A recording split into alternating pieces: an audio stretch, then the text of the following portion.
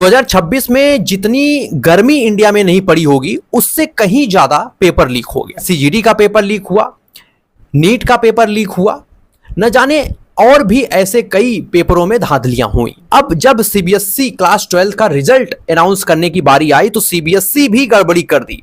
बोला भाई आप ही क्यों, मैं भी साथ दे रहा हूं आप लोगों का।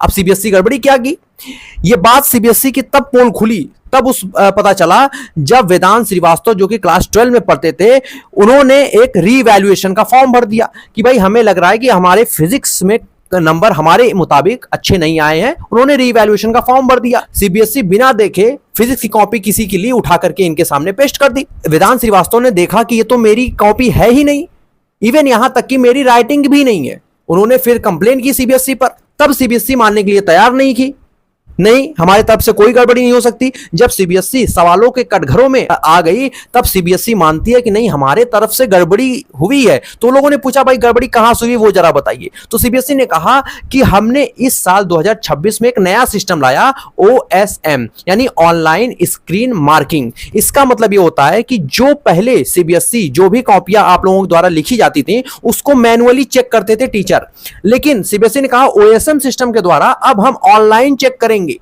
ऑनलाइन चेक करके देंगे। और बस हुआ क्या, फ्रॉड यहीं पे हुआ। जो भी एक दूसरे की कॉपी थी इस तरीके से एक्सचेंज होने लगी, यानी मेरी कॉपी किसी दूसरे में, दूसरी कॉपी मेरे पास आ गई, इस तरीके से हुआ।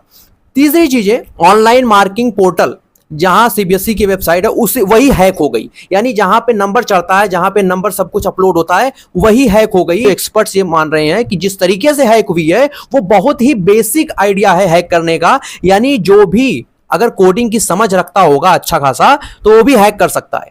इतनी वीक वेबसाइट कैसे हो सकती है भाई, कोई भी हैक कर ले रहा करके।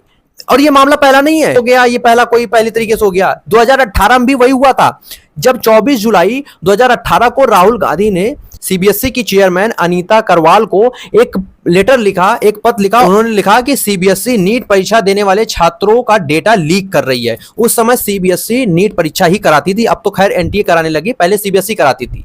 जब से एनटीए ने जिम्मेदारी थामी तब से और बेड़ा गर्क कर। ठीक उससे पहले 29 मार्च 2018 को सीबीएसई का 2 पेपर लीक होता है, एक 10वीं का गणित का पेपर लीक होता है और 12वीं का इकोनॉमिक्स का पेपर लीक होता है। लेकिन फिर भी सीबीएसई मानने के लिए नहीं तैयार थी। लेकिन हम लोग इस बात को लेकर के खुश हो जाते हैं कि राहुल गांधी पप्पू हैं, राहुल गांधी को पता नहीं क्या क्या बोल दिया गया है। तो राहुल गांधी जो भी बोलते हैं सिक्के का एक पहलू आप लोग देखते हो, दूसरा पहलू नहीं देखते हो, जबकि दूसरी साइड देखा जाए तो बात बिल्कुल वो बंदा करेक्ट करता है।